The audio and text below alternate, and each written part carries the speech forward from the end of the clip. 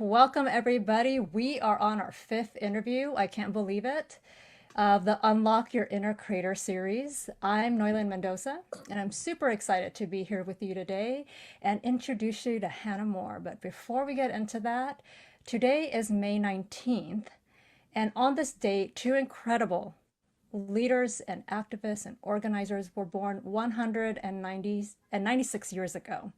So Yuri Kochiyama and Malcolm X were close friends who fully embodied Black and Asian solidarity and liberation. So today I call on their traits of tenacity, of fortitude, of imagination, breaking barriers, and I root myself in their values of freedom for all people. So let us, as Yuri Kochiyama famously said, keep expanding your horizon, decolonize your mind, and cross borders. And so with that, my intention for this series is to spark conversations with passionate changemakers and creatives that bravely dared to dream of new ways and took action. And as I said before, I have called upon this quote by Maxine Hong Kingston quite often in the last few year now, actually, or the last few months.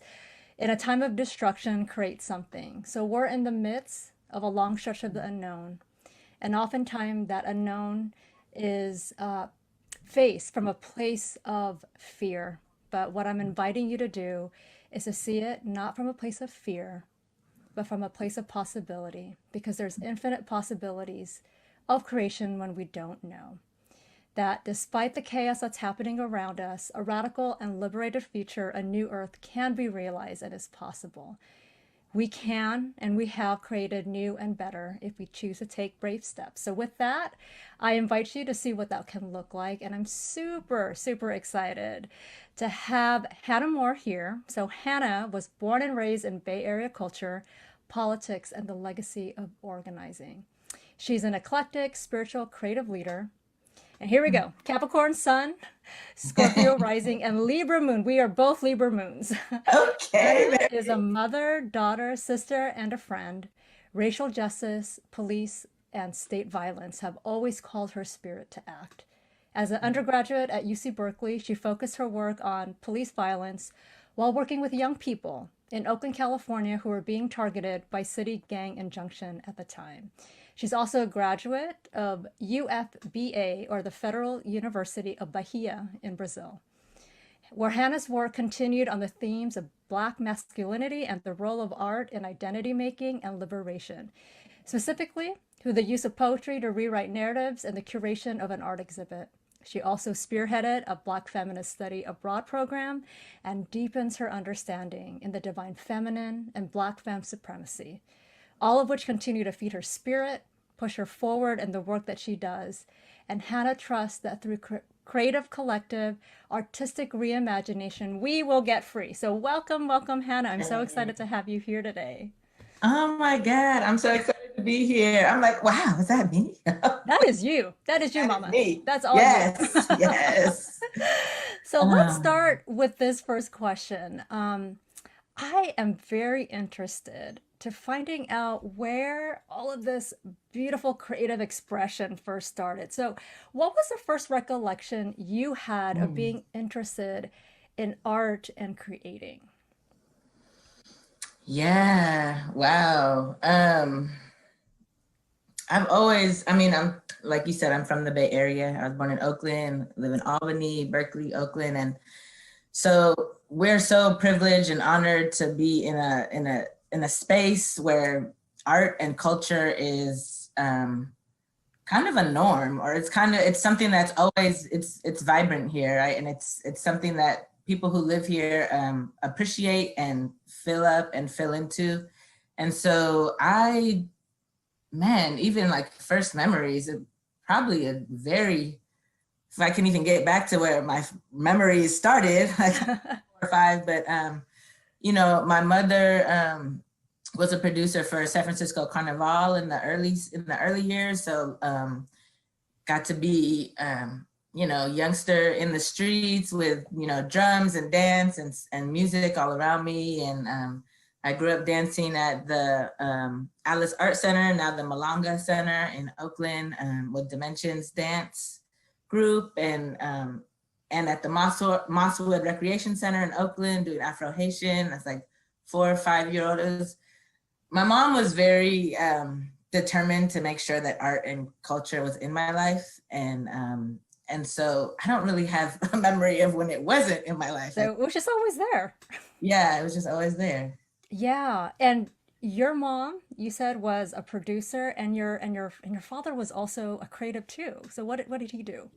Yeah, so yeah, let me also, just to ground in, I wanted to say that my name is Hannah, and I am the daughter of Ann Milkey and Donnell Moore, and the granddaughter of Broheen and Afifi Milkey, and Dawn Herbal Moore and Annie Dale Taylor Moore.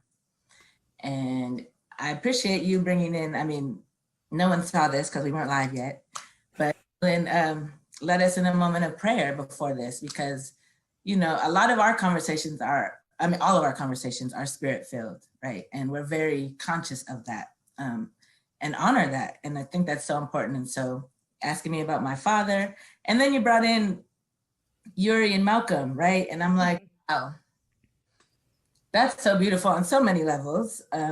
And also just like the fact that, I mean, their deep commitment to liberation, and Yuri, you know, held Malcolm in his life on Earthside as he made his transition. And so all of that to say, my father, Donnell Moore, is an ancestor now, still my best friend. And he was a poet, a writer, a psychologist, a mentor. But in terms of his artistic, he was a poet, right? And so he used the word, the spoken word and the written word.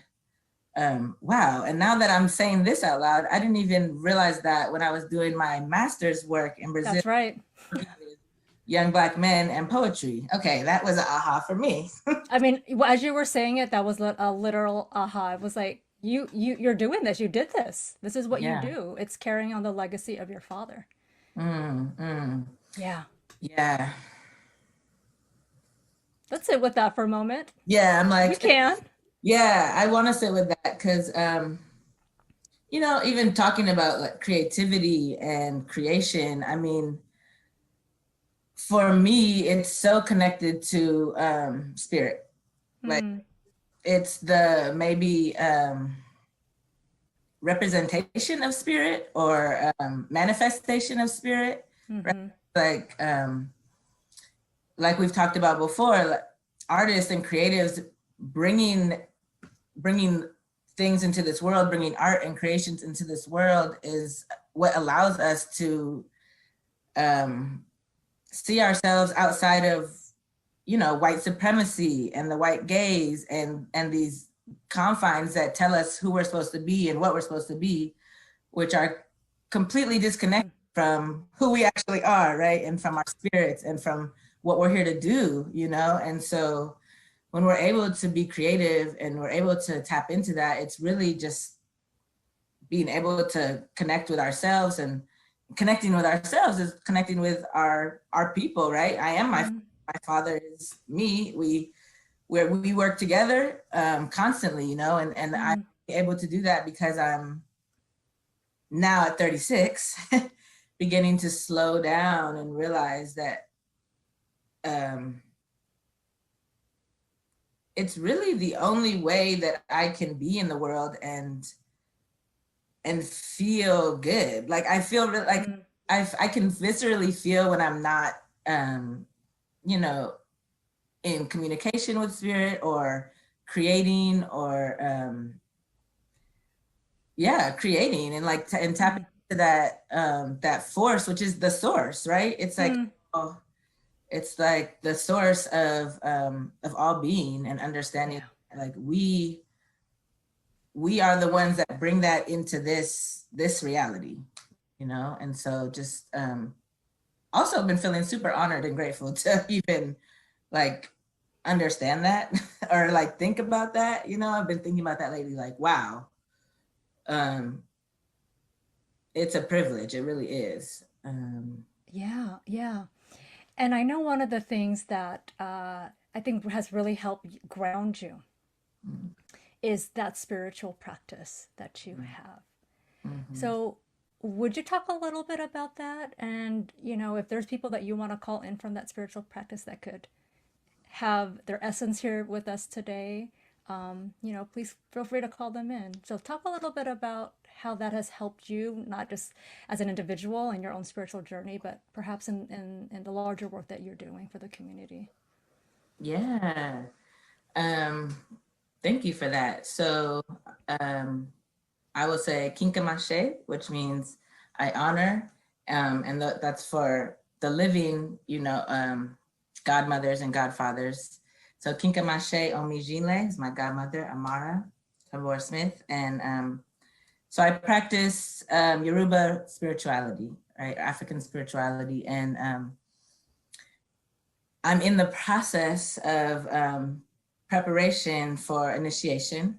And I believe, like, honestly, where I've always been in preparation. It's Mm-hmm. probably before this lifetime. That's right. Um, but I just say that to say, because in the last, year and a half or 2 years, I've been very consciously focused on my preparation, which Ifa, either Lukumi or Santeria, which is Orisha worship and ancestor worship, and Ifa, which is the oracle, just under the entire universe, really, just understanding of all things, right? Mm-hmm. Just all the layers and dimensions and multiverse, right? And which includes Orisha, which includes ancestor, which includes humans, in the flesh, and how we're, like I said, going back to like walking in our divine, our path, right? Mm-hmm. Because we're divine beings and like huge, like when I sit and think like, wow, we're like powerful, and big. Like I hear it in Portuguese because that's what it's like, somos grandes. Like we are here to do some big work. And so my spiritual practice, yeah, I have my elekes on now, which are beads that are dedicated to not each of the orishas, because there's hundreds, but the main ones, right? Shango, Oshun, Yemaya, Elegua, and Shango. And so really honor, and they're each connected to natural elements, right? Because African spirituality, the understanding is our deities and our gods are natural elements. They're connected, right? We go say our prayers at the river and give offerings in the ocean, right? Mm-hmm. Things that are necessary and important because, Mother Earth. Part of my prayer practice every morning is I have a long prayer list, and I have to say my house prayers. I have to say to the celestial court, right, to the Most High, and then we move, through the Babalaos and who are in the house that I'm part of, right, who have crossed over already and who are still here, and honoring the Earth Spirit.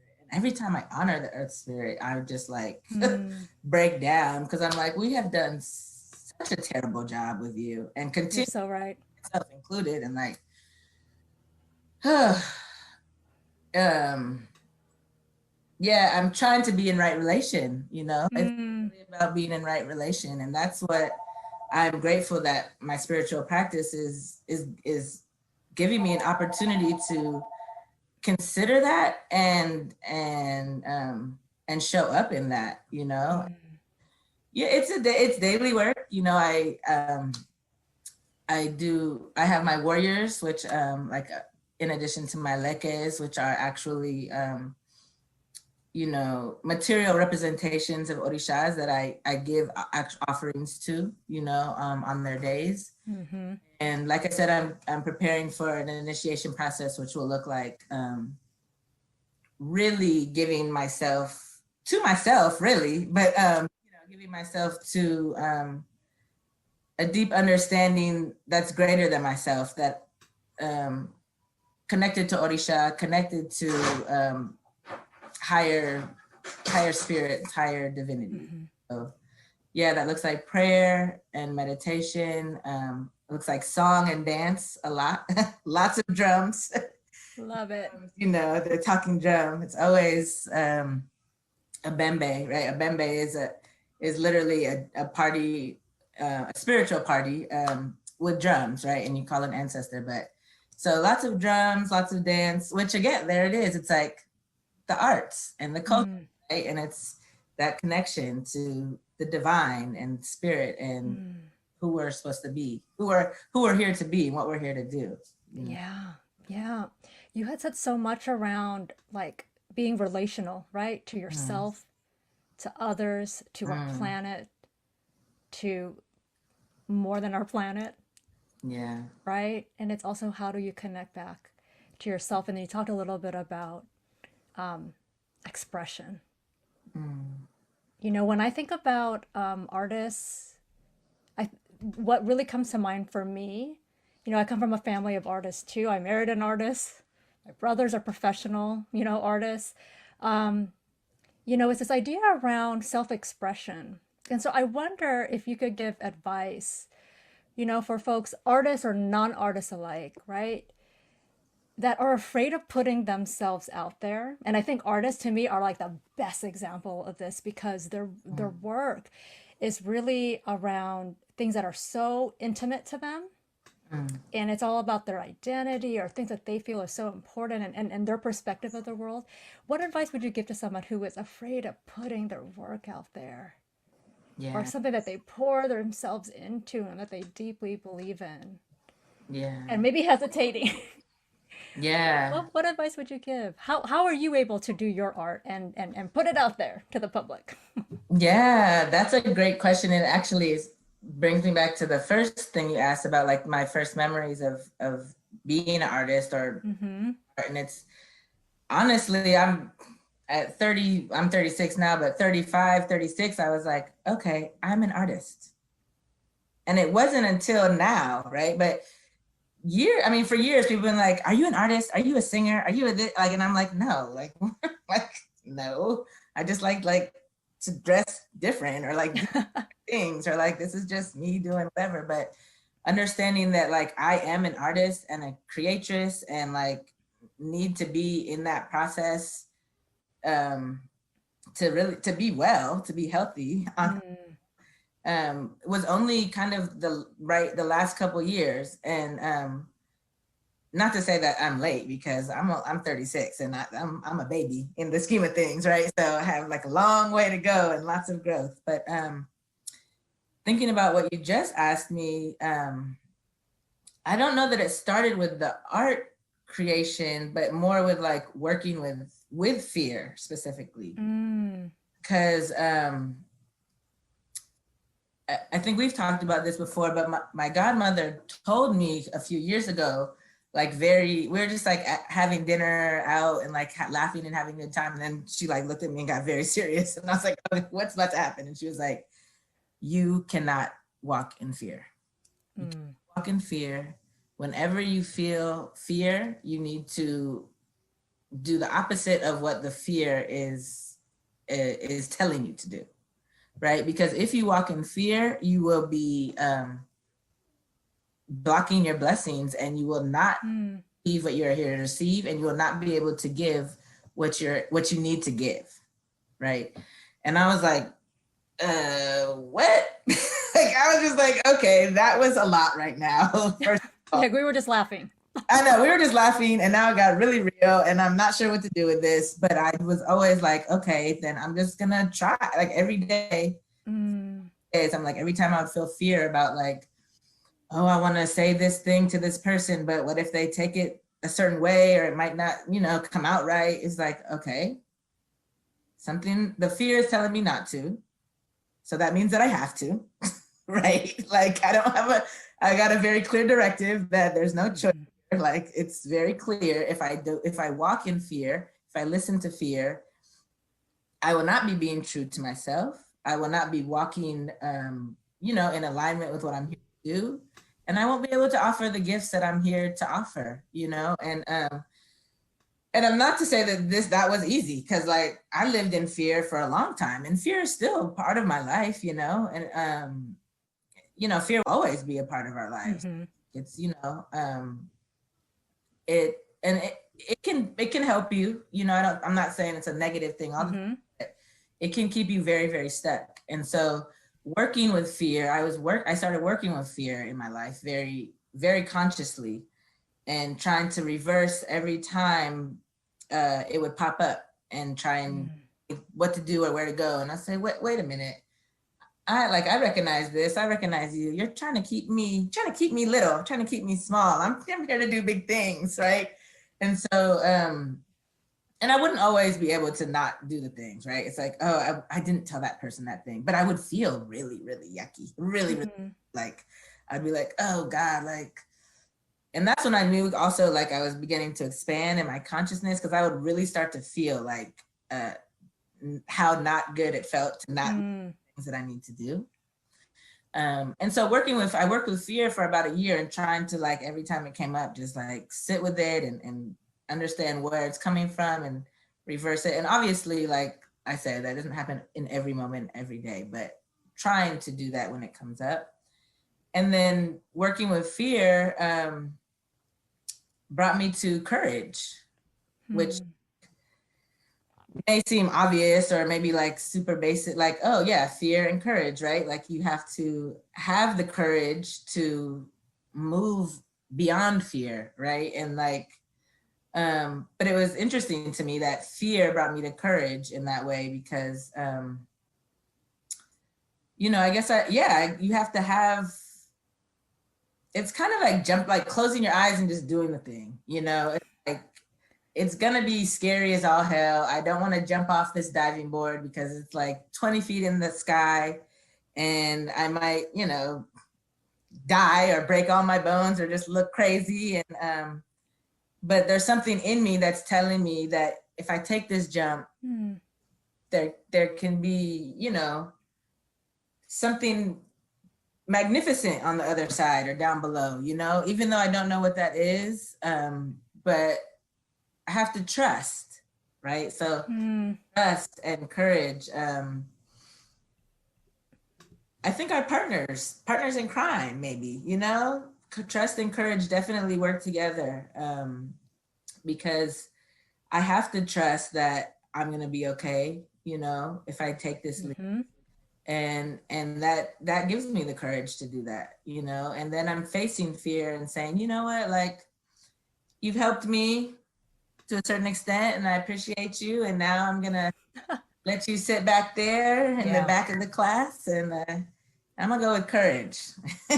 Yeah, you said a couple things that I really resonated with, and one of them was this thing around your body and your feelings will just give you these signs to tell you, like, that actually doesn't feel good. I should have done this. So it's like this idea of, I know I need to, like, put this thing out there, or I need to do this thing, but it's like, it's costing me more to not go through fear and get to the other side. It's costing me more by staying back here and being stuck.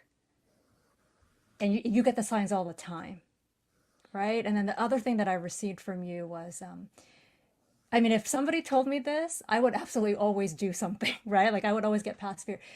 You are here and you are meant to do something greater.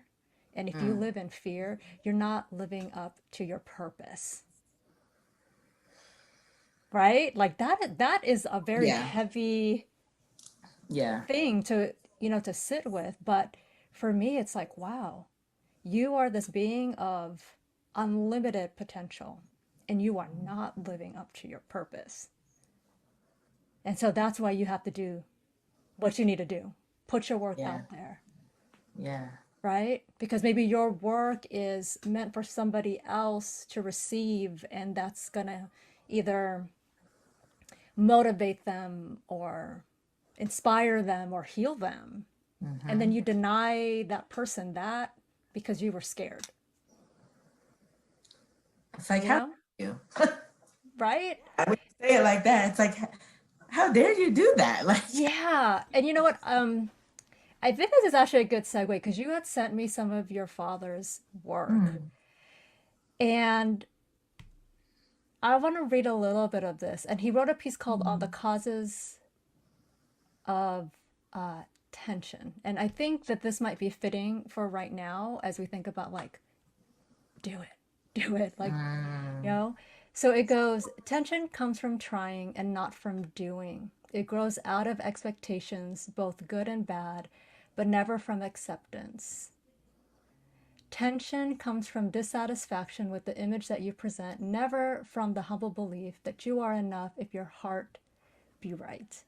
And then it goes on. I'm going to skip a little bit. But it ends with this: let your heart provide the beat and your feet take up the dance, and observe all the elements fall quickly into step. So I see it as, don't have this tension of like, should I do it and should I not do it? Right? And yeah, this image that you're thinking that you're presenting, but it's actually not in alignment with your purpose and who you are meant to be and do. yeah, Right? yeah. And just get into flow. We'll keep talking about dancing. The All right. flow, Get into yeah. flow, dance, be in it. So yeah, I wanted to share that because it was just such a beautiful piece that you shared with me. And your father's here because, I'd say. you know, through your words. So the other thing that I wanted to talk to you about, I have a lot of things I want to talk to you about, but I want to bring it back to a lot of your work. Like the main theme of your body of work is around Black masculinity. So it's a significant theme of your work, right? And also, Mhm. how do you use art in identity formation? But ultimately, what I see it as, it's like form of liberation. So Mhm. I would love for you to, if you could talk a little bit about the work that you're doing now with young people in Alameda County. Yeah. So I have had the honor and privilege to be in a role in the last year working with insecurely housed young people in Alameda County to build out an advisory board for the county to, I see it as, well, it's a millionfold, but twofold. Like one is just really being able to sit in conversation and relation, right, with young people whose life experience has brought them to a place where they literally don't have a home. And like you think about that as like a physical home, but it's like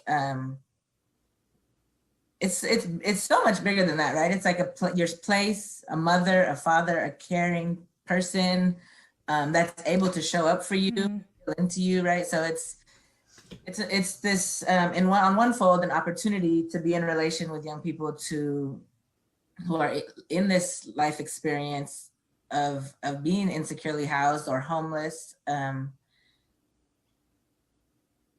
and be in a conversation about their divinity and their power and all of this and what we're saying, right? And that they are not like they are not this experience, right? This experience is happening to them, and they are powerful in that they can shift it, right? They can in a number of ways. And so, and then with that, so the second piece of it, or because I said twofold, right, is that it's around advocacy work, right? So it's through the county. I work for the county, and I'm in very close proximity to electeds and to agency directors and state state lobbyists and so it's also, so the other side of it, so it's like the pouring in and the relation and the understanding that like they're deserving of everything and anything in life. And then the other side is that like we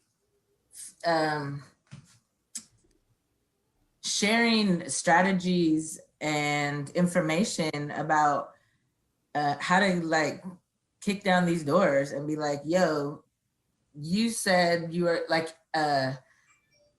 you know, X amount of dollars is coming down from the state of California for, you know, for housing, but you're only saying there's a 8% set aside for young people, whereas there's like X amount of young people that have nowhere to live. So why that doesn't make any sense, you know, and really understanding like the politics and politics around all of the money and the funding and programming and projects that are happening, but not necessarily serving our young people, and the things to do to you know, to feel confident in speaking to elected officials, or like you know, calling a state legislator, or you know, writing your own legislation, right? And so it's like I said, it's a millionfold, but I see it as really, I try and hold those kind of things together in that.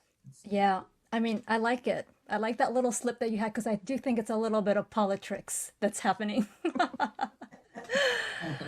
Yeah, I mean, but you know what I found so incredible in the work that you're doing is that you're constantly creating. So whether it's creating this new mindset among these young people who are in these really unbelievable circumstances, like you were saying, but to be able to reframe and say you can come from this from a place of power, from a place of control, where they feel like they have very little control because, you know, when you're not housed, like that's just such a basic need that somebody has. But to be able to show them that they have power, and you know, to be a mentor to them in so many ways. I think, you know, we have to also expand our idea of what this, you know, what a curator means, to also include that. How do you influence the next generation? And in many ways. And what I see you doing is you're literally curating. Like you're creating experiences. And you have experience literally as a curator, like curating, you know, exhibits. But for me also, when you think about curating, it's like being selective of how you put these pieces together, so that the folks that are going through, whether it's an art exhibit or a program, have a certain experience in it. And I recently came across the work of Pete Carl, who's a trans artist and curator. And they said this like so beautifully when I think about what art and curation is. And they said art has to be connected to the questions of everyday life and the politics of the world. I really love programming with the idea that everyone belongs. So to the work that you do. For me, I didn't start there. And when I started curating that way, what I thought mattered really changed. I'm always trying to think about what kind of stories can we tell that everyone will feel the invitation that they can come. Yeah, and that It's for beautiful. me is the really nuanced and difficult work of being a good curator, being a good artist. We're at a time when we have to find language and objects and beauty to connect us to each other. And that's what art has the power to do in a way that politics in and of itself can't do. Yeah, Yeah. yeah. Wow, Pete Carl. Pete Carl. Okay, yeah. Um, it's so funny because that's making me think about the conversation we had when I realized that I am a curator, or I was like, and then we were like, wait a minute, like, what is curator? Like, let's find out, like, Mm-hmm. act like what is actually, like, we know, like, in, you know, in the art world and all of that. But yeah, thank you. I really appreciate you bringing that in, Mm. and and reminding me that the curation is not just the, you know, the setting up of the art exhibit or the gallery, but it's really, again, returning to this idea of relation and Mm. Mm-hmm. how we're in relation with others, and the spaces and places that we want to create in order for you know, those relations to be authentic and feel good. Right. And I think my 5-year-old is here, and Yeah, no, absolutely. It's like this idea of what you're doing. It's this idea of creating these spaces where people are invited, where they feel a sense of belonging, Yeah. and they can be whole in a lot of ways. Hey, we got a guest speaker. Yes, I yes, love yes. it. Hakeem, I'm Yeah. talking to your mom. Yeah. I love it. Wholeness. So Yeah. speaking of young creators, Oh, he's our origami master these days. No, I'm not.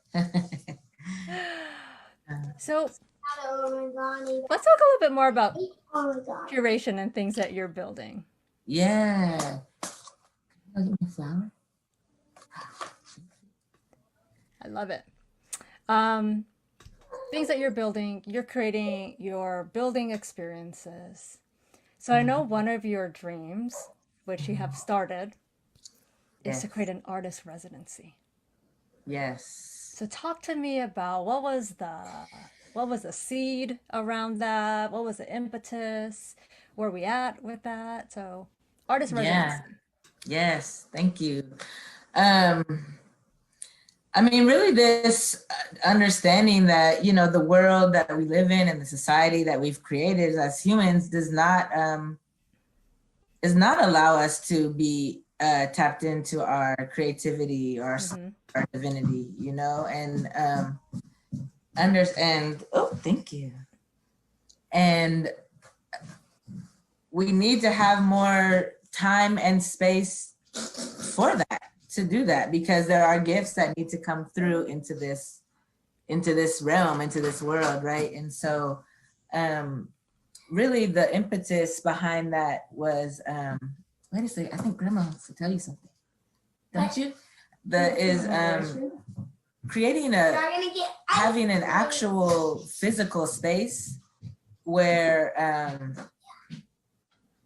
not just Black artists, like anybody, a Black person who wants to tap into their creativity or even just rest for a bit, even get to that because I don't know that you can just jump from maybe like 40-40 plan, like I'm you know, working 40 hours a week for 40 years and then okay, now I'm gonna go and just be creative and like right, giving myself the time or space to really understand what that means or looks like, right? So having like a physical space, because that's always the other thing, like, you know, as an organizer and activist and growing up with organizer and activist, it's always like the fight for space, like, you know, trying to have like, we might meet up on this corner here or this street here, but having, or like, we'll rent out this space or like rent, you know, like owning like a place or having a place where we can actually go and be safe to rest and relax and have conversations that will take us to other places, right? Is such a need. Like it's always like, how do we get, you know, how can we get this building or get that or get, you know, like, and that's, you know, historically, you know, we can talk about that in terms of, you know, sharecropping and land ownership and wealth, intergenerational wealth and all of that. All of that to say, I had the honor and privilege really with the support of my mother and my grandmother and my savings to purchase an apartment in Brazil, in Salvador, where I lived for 5 years. And I'm like, okay, if I have a physical space where like that's always been the fight and the struggle, like I have to open this up so that people can like come in here and like I said, either create and connect with other creatives and artists or just rest. If you just, I mean, I'm all about that. I'm all on a new like rest. Like I follow Nap Ministries, you know, on Instagram. Yes. Check them out, please do. Like, let's rest, y'all. Like, let's take some time. And like, that's not easy. And that's definitely like a privilege. But with that said, that was the impetus, right, for creating an artist residency. And also because it's in Salvador, Bahia, where I lived for a long time, in a place that I call my second home. My son's father and family is there. And so I see myself in a lot of ways as a bridge, right? So because I live between places geographically, and I want to make sure that I'm not just like, that's not just my own personal experience, but I'm able to like bring other people into that, right? And so I have the honor and privilege to know amazing artists and creatives from the Bay Area, and I also have the honor and privilege to know amazing artists and creatives from Salvador Bahia, from Brazil.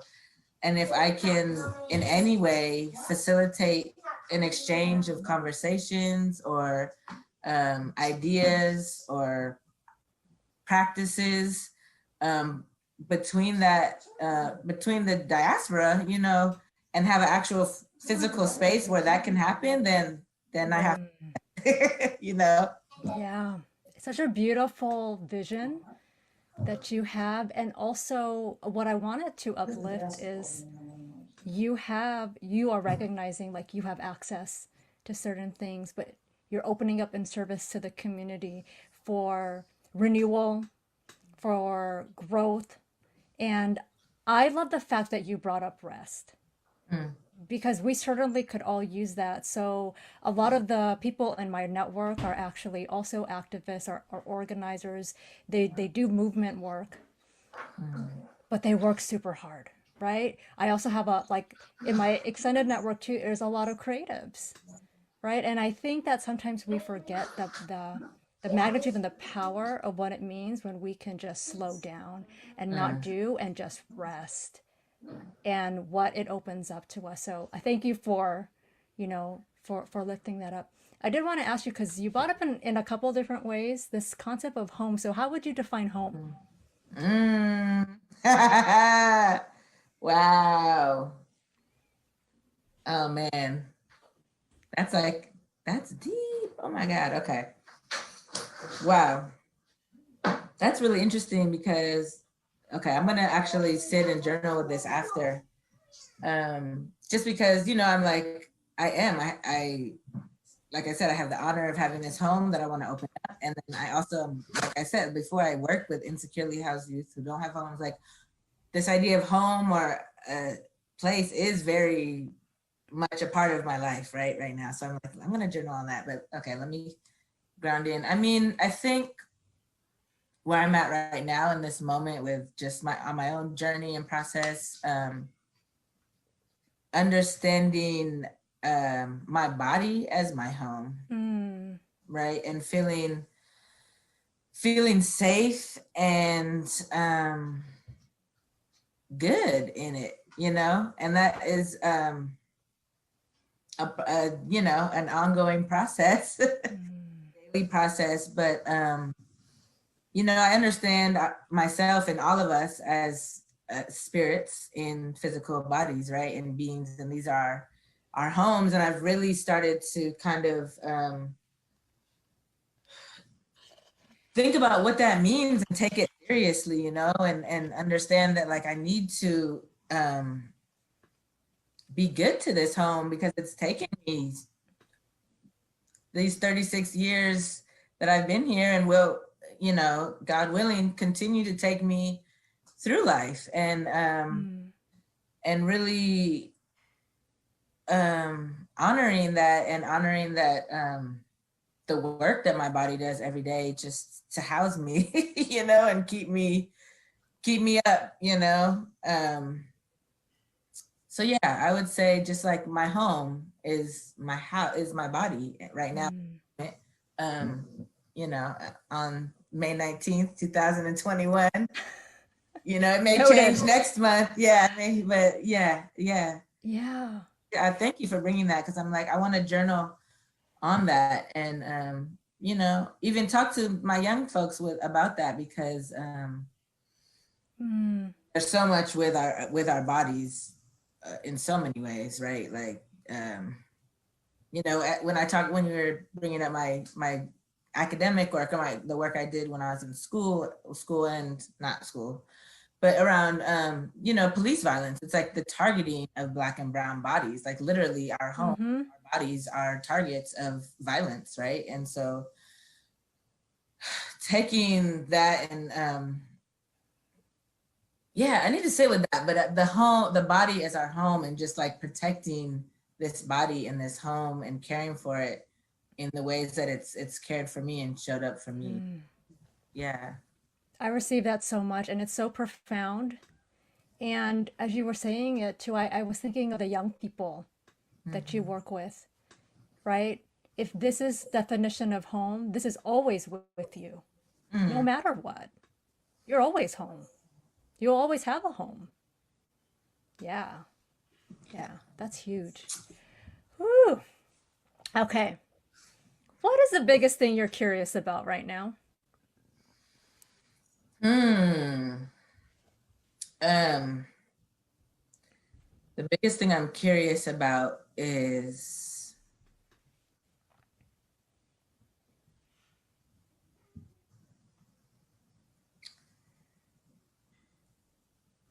how to continue to show up in ways that are in alignment with my values and with the things that you know, I say I believe, right? And I believe, right? I said that I say I believe because sometimes we can say like, you know, I believe in rest, and then I'm like, ah, like, right? So just Right. like I'm really curious to keep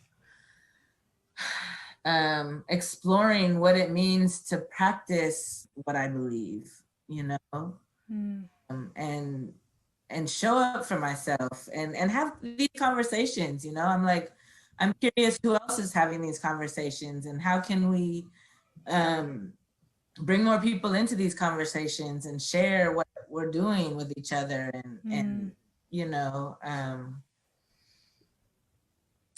I'm curious about what my life can look like beyond what it is right now, you know, and really, um, I mean, that can look, that is like, God, that gets me so excited, like curious and excited, and all the possibilities that are there. So, yeah. I love that. Thank you for that. So, how can our listeners connect with you? Yes. So, and I'm like, can we throw a thing in now? Like, Yeah. I, Maybe after I edit this a little maybe bit. Yeah, we after, definitely right. can. Um, so on Instagram, I am Paciencia, which is P-A-Z, peace, in Portuguese, P-A-Z dot Ciencia, Cienca. So you can follow me on Instagram at Paciencia. I also have a website that I made a couple months ago, called Cali Cowrie, which is my artistic uh, representation manifestation. I'm a California cowrie shell. Cali Cowrie, which is CALICOWRIE.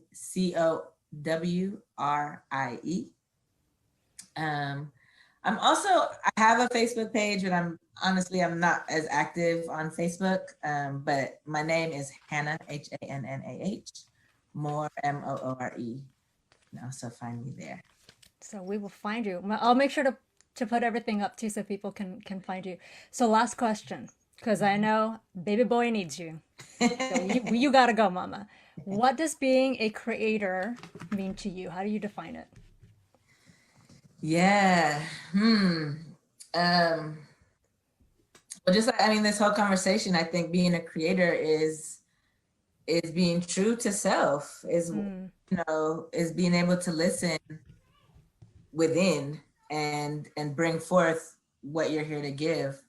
Um, it's funny because one of my best friends, Amaya Noguera, shout out Amaya, she just gifted me The Artist Way, and I had never heard of it, and it's actually a really old book, but it's a workbook. It's like, you know, there's prompts and questions, and it's about the connection with spirituality and creativity, right? So there's like basic principles of creativity, and the last one, just like, it hit me so hard, and it's really about, it speaks to all of this that we've been saying around like not letting fear control you, because it will keep you from what you're here to do and their gifts. And so the 10th basic principle that they share is that our creative dreams and yearnings come from a divine source. As we move toward our dreams, we move toward our divinity. Oh, wow. As we move towards our dream, we move towards our divinity. And we are souls living in this physical body. So to reconnect with our higher selves. That is so deep. I know. Thank you for that. Yeah. So closing thought, we do this every time we chat. We're going to pull a card. We're going to pull an I am card. So again, you know how this goes, Hannah. I'm going to just wave my hand and you got to tell me when to stop. And this will be our last thought. Okay. Stop. What did I land on? Okay. Oh my goodness. It's, I am healthy. But listen, I am healthy. I honor my body. And I am grateful for the work it does for me. I nourish my body through self-care. I rest when I need to rest. I eat nourishing meals when I need to eat. And I exercise when I need to exercise. I am healthy. Hello. Come on, Spirit. I'm like, you can't make this stuff up. Okay. Yes. Thank you. Oh my goodness, Hannah. Like I said, always, whenever we get in a room together, it's medicine. And my heart is so full. And I'm so glad that we had our little guest speaker today too, because I know he is your world. And so I'm so glad that we were able to show him as well. So thank you everybody for tuning in. Please connect with Hannah. I look forward to continuing these conversations with you all. And until next time, have a fantastic week. Thanks, everyone. Thank you.